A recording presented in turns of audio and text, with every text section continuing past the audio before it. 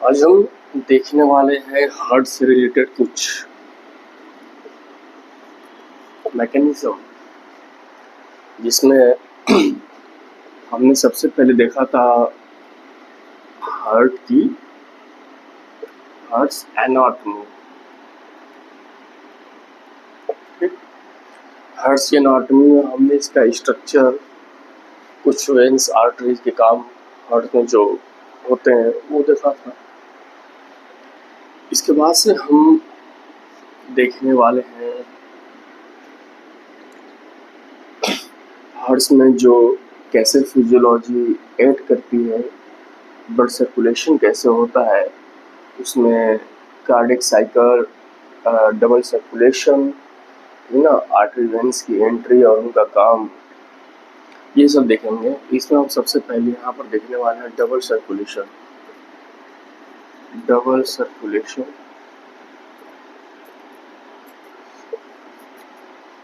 Heart की anatomy में हमने काफ़ी कुछ देख लिया था, जो बेसिक चीज़ें होती हैं आपको उसके फंक्शन समझने के लिए, वो हमने देख चुके थे। उसके बाद हम देखेंगे डबल सर्कुलेशन। डबल सर्कुलेशन क्या होता है, हार्ट के अंदर डबल सर्कुलेशन का मतलब क्या होता है, ये देखेंगे।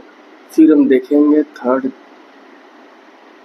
हार्ट की फिजियोलॉजी में जो साइकिल चलती है हार्ट के अंदर, उसको बोलते हैं कार्डियक साइकिल।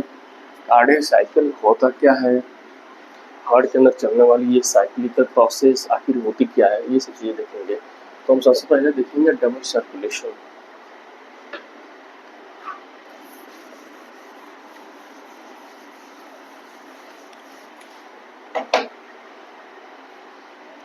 यहाँ पर हम देखने वाले हैं सबसे पहले डबल सर्कुलेशन।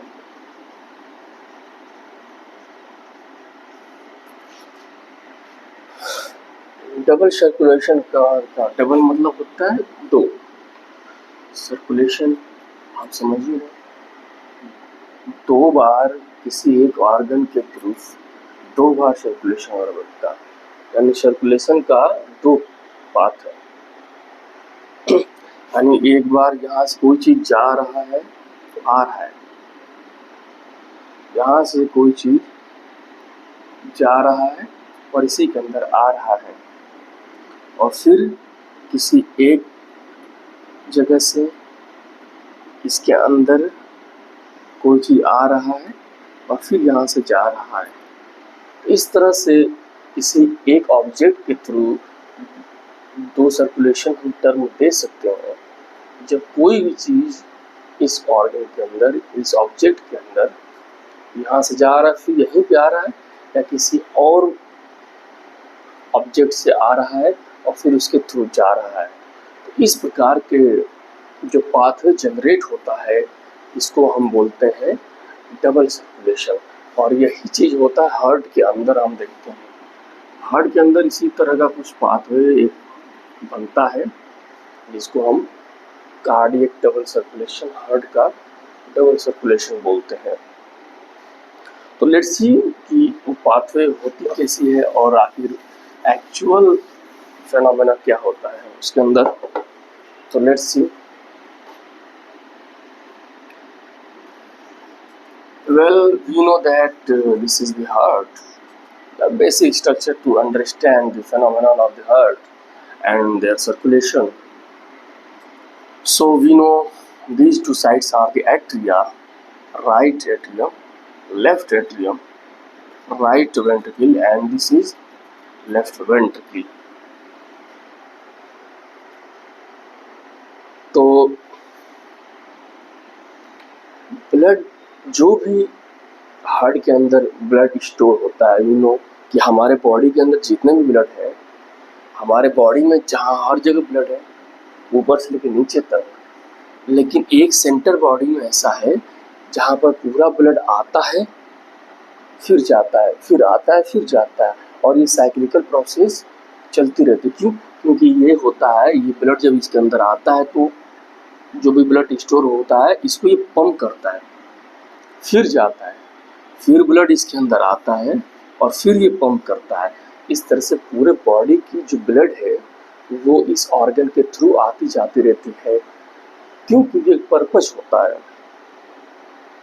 कि डीऑक्सीजनेटेड ब्लड का ऑक्सीजनेशन होता है, फिर आती जाती है, और जो जितने भी नीड्स है बॉडी के वो फुलफिल होते हैं। ठीक, तो हम यहाँ पर देखेंगे कि जो भी ब्लड यहाँ पर आ रही है वो राइट एट्रियम और लेफ्ट एट्रियम के थ्रू, वेन्स के थ्रू एंटर करती है, जिसको हम यहाँ पे वेना कावा टर्म देते हैं, और यहाँ पर हम पल्मोनरी वेन बोलते हैं। ठीक, और जब ये वेंट्रिकल्स पंप करते हैं ब्लड, जो भी ब्लड यहाँ से इंटर हो के सबसे पहले एट्रिया में आती है, और फिर यहाँ से फ्री मूवमेंट होता है और ये वेंट्रिकल्स के अंदर आती है, और जो एक्स्ट्रा ब्लड यहाँ पे और रह जाते हैं, जो फ्री मूवमेंट के थ्रू नहीं आ पाते हैं, वो जब एट्रिया सिस्टोल प्रोसेस में जाती है तो एक्स्ट्रा ब्लड जो है वेंट्रिकल्स के अंदर आते हैं, और जब ये पूरे ब्लड आ जाते हैं तो ये वेंट्रिकल्स जो होती हैं, जो मेजर हार्ट का पार्ट होती हैं, और जो पंपिंग पार्ट होता है वो पंप करता है सारे ब्लड्स को ऑर्गन्स के थ्रू, तो कहीं भी जाते हैं। एक जो होता है वो ब्लड्स को लंग के तरफ ले जाता है, टुवर्ड्स द लंग, उसको बोलते हैं पल्मोनरी आर्टरी। पल्मोनरी आर्टरी, ठीक। और एक है जो आयोटा, ये भी एक आर्टरी है, ब्रॉडर आर्टरी, इसको आयोटा टर्म दिया जाता है, सबसे मेजर आर्टरी होती है। ठीक, ये बाद में जाकर डिवाइड हो जाता है कई पार्ट में, और ये पूरे ऑर्गन्स के अंदर ब्लड को ले जाता है। ठीक, तो हम ये चीजें समझ, ये फिनोमेना हो रहा है। ठीक, लेकिन जो भी ये आयोटा से थ्रू लेके जाता है, ठीक, ये बॉडी ऑर्गन्स की तरफ ले जाता है। क्या? जो बाकी जो मेजर ऑर्गन्स होते हैं वहां पे ले जाता है। जो पल्मोनरी आर्टरी होता है वो लंग की तरफ ले जाता है। ठीक, तो ये बेसिक चीजें होती हैं जो आपको समझनी। अब समझिए कि इसका डबल सर्कुलेशन क्या मतलब है, कैसे हो रहा है डबल सर्कुलेशन, तो ये हम अब देखने वाले हैं।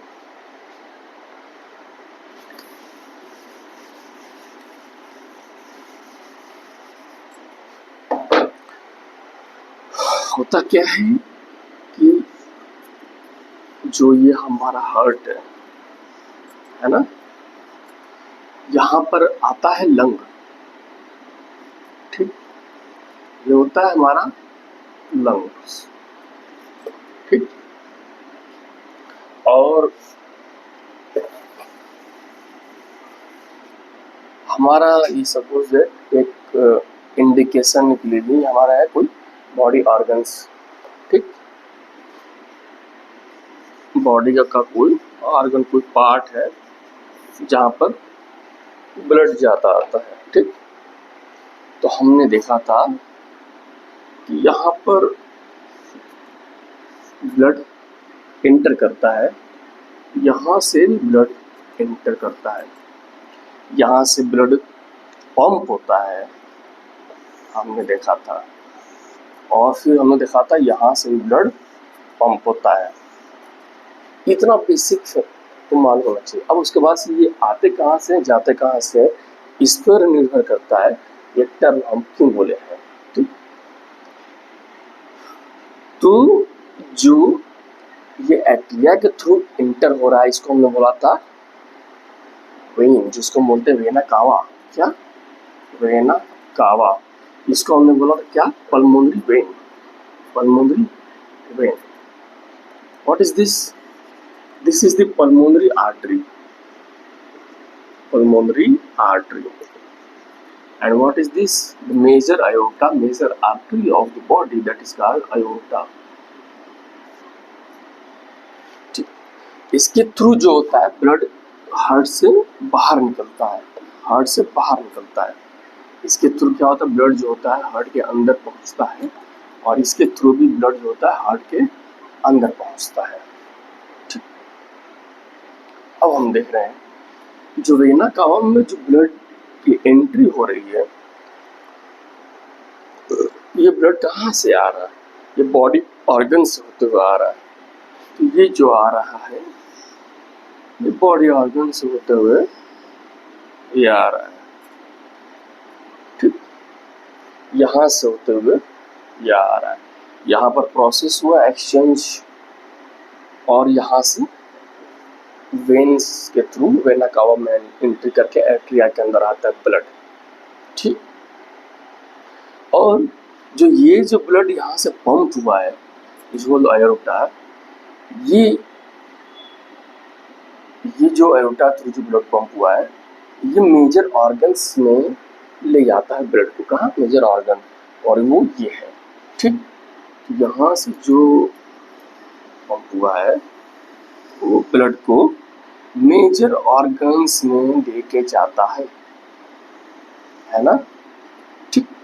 तो यहाँ जो ब्लड पंप हुआ वो एयोर्टा के थ्रू इस तरह से मूवमेंट करके आता है, और बॉडी ऑर्गन में जो भी प्रोसेस, फिजियोलॉजिकल प्रोसेस होती है यहाँ पर एक्सचेंज ऑफ गैसेस, उसके थ्रू ये फिर ब्लड को वेना कावा थ्रू एट्रिया के अंदर लाते हैं, यानी वेंट्रिकल से पंप हुई तो एट्रिया में एंटर होती है, एक वेंट्रिकल पंप होता है तो दूसरे एट्रिया में एंटर होती है ब्लड।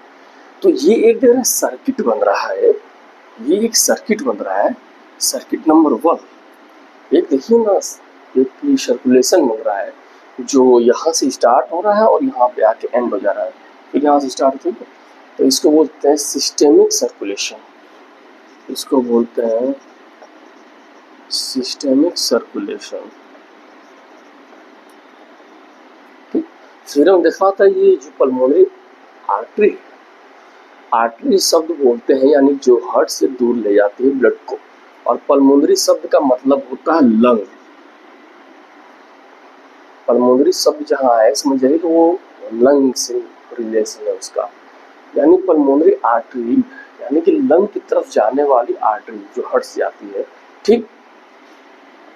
तो ये यहाँ से निकली और लंग के पास गई, और यहाँ से जो भी फिजियोलॉजिकल प्रोसेस हुआ होगा, और उसके बाद से पल्मोनरी वेन यानी लंग से आने वाली वेन हार्ट के अंदर, यानी यही बाद में वेन से मिलती है, और ये इस तरह से हार्ट के अंदर एंट्री करती है।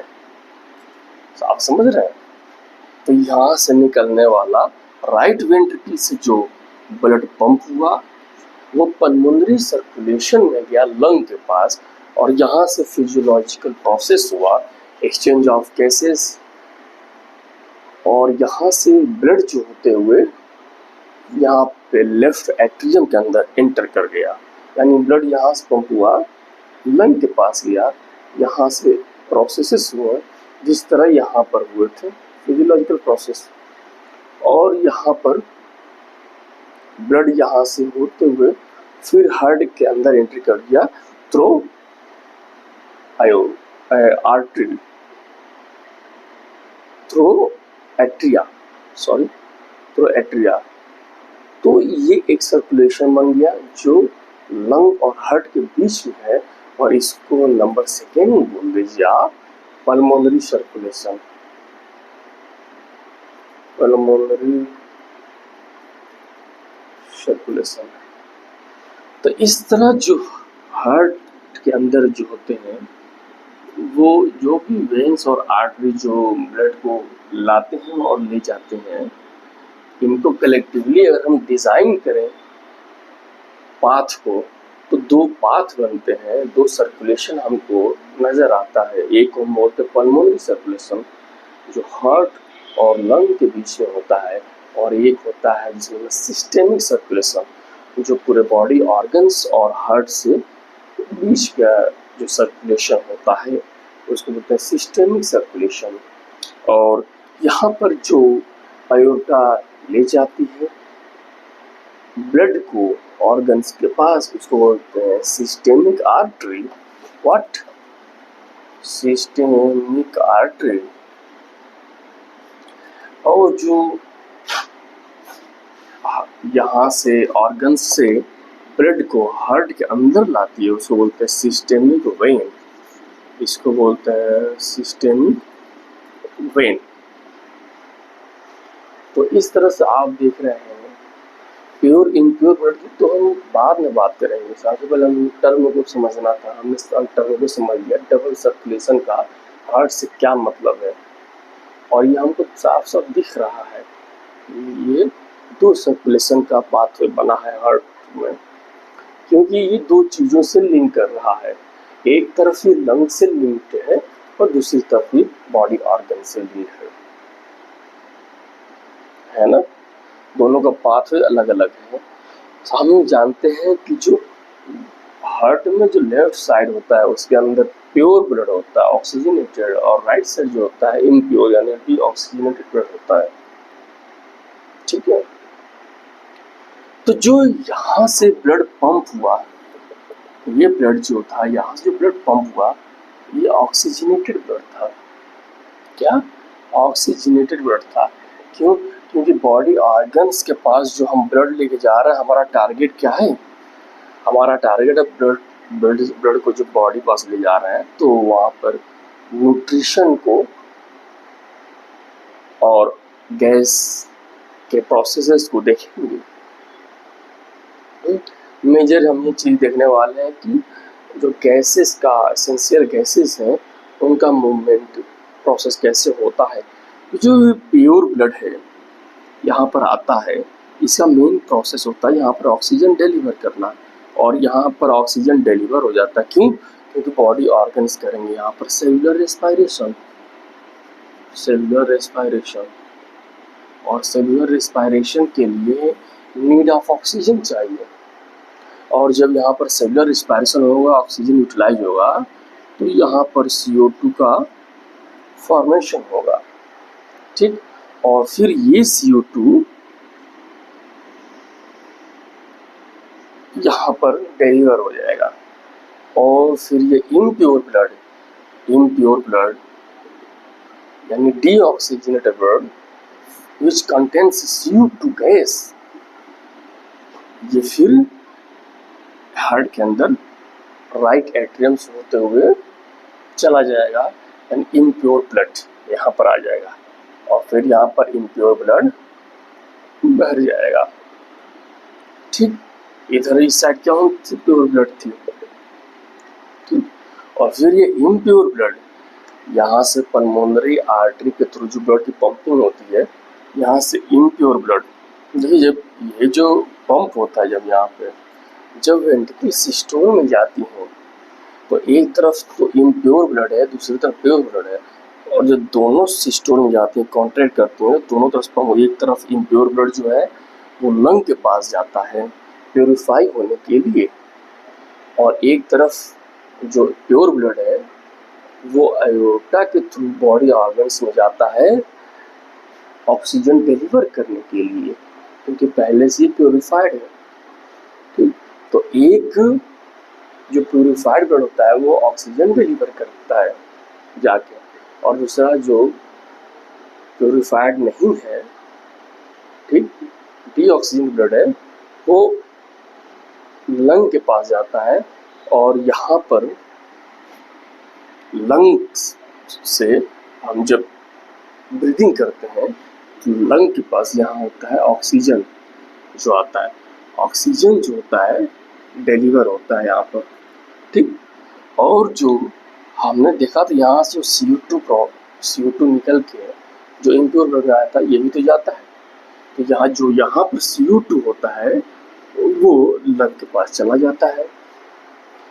ठीक, उसके बाद से देखते हैं तो यहाँ से ये जो इम्प्योर ब्लड था जो पंप हुआ था वो लंग के बाद जो पास हो गया आता है, इसको बोलते हैं पल्मोनरी वेन। जो पल्मोनरी वेन के थ्रू आता है तो यहाँ पर प्योर ब्लड हो जाता है, और ये प्योर ब्लड लेफ्ट साइड में एट्रियल थ्रू एंटर कर जाता है। तो इस तरह हम देख रहे हैं कि हार्ट के जो दो साइड्स हैं वो ब्लड के दो टाइप्स बता रहे हैं। एक तरफ ऑक्सीजनेटेड ब्लड होता है, एक तरफ डीऑक्सीजनेटेड ब्लड होता है, और ऑक्सीजनेशन प्रोसेस जो होती है, जो ब्लड का ऑक्सीजनेशन प्रोसेस होता है वो लंग के पास जाता है तो होता है। लंग के पास ये ब्लड क्यों जाता है? क्योंकि उसको ऑक्सीजन चाहिए और CO2 दे देगा लंग को।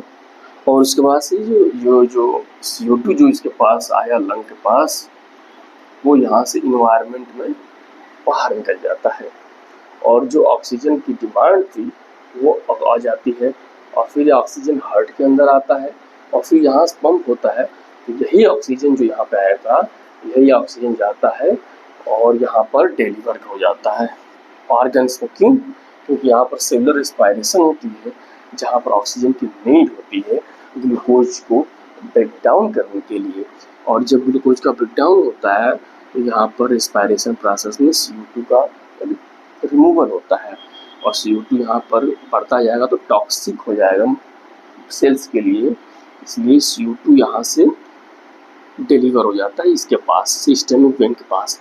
और फिर सिस्टमिक वेन जो है ये एट्रिया के थ्रू ब्लड जो है एंटर कर देती है और फिर यहाँ से पंप जब होता है तो यही CO2 जाके यहाँ पर डिलीवर हो जाता है और फिर यहाँ से CO2 बाहर निकल जाता है जब हम ब्रीदिंग प्रोसेस करते हैं। तो इस तरह से डबल सर्कुलेशन होता है, एक जो है लंग को हार्ट से रिलेशन का बताता है और दूसरा जो है मेजर जो बॉडी ऑर्गन्स हैं उनका रिलेशन बताता है। इस तरह से दो सर्कुलेशन बने हैं, ठीक है। आप समझ गए होंगे मेरा इसके समझाने का जो मेन मोटिव था वो हमको था लंग और हार्ट के बीच का रिलेशन क्या होता है और जो बॉडी ऑर्गन्स की जो नीड है उनका जो हार्ट से क्या रिलेशन होता है। दो प्रकार की ब्लड होती है, डीऑक्सीजनेटेड, ऑक्सीजनेटेड, और यहाँ दो सर्किट बन रहा है, दो सर्कुलेशन हो रहा है हार्ट के। तो इस तरह से डबल सर्कुलेशन यहाँ टर्म दिया गया है जो हार्ट के अंदर होता है।